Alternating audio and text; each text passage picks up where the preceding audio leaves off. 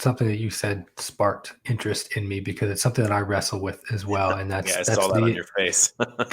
that's the imposter syndrome. Right, right. Um, and it's kind of for myself and for the people that listen to the podcast. It's like I don't want to put out something that's incorrect, and I also don't want to lead people astray with the things that I say as well. Mm. And also, I'm sure there's a level of insecurity there as well. Oh, There's absolutely. no doubt.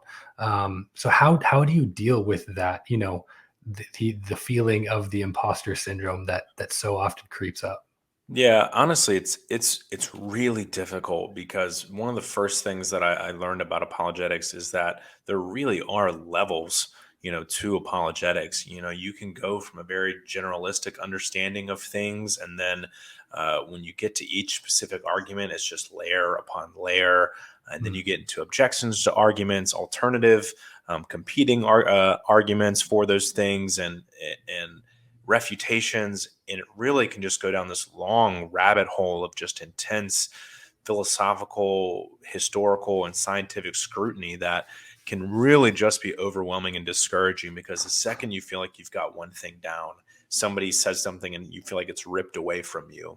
mm, And so, really, I would say the way that I combat that is I just try to be honest and vulnerable where I can, in recognizing that everything that I put out there is not probably going to be 100% factual. And I say mm. that to say, not to discredit myself, but to say that, I'm only getting a limited understanding of what I know at the time. And so, one of the things I try to do is, at least for the majority of things that I do, is have sources.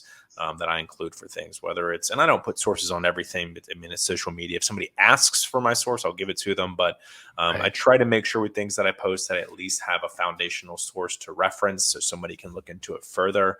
So that's one thing that I try to do. And then, another thing, like I said, is just be open and honest and vulnerable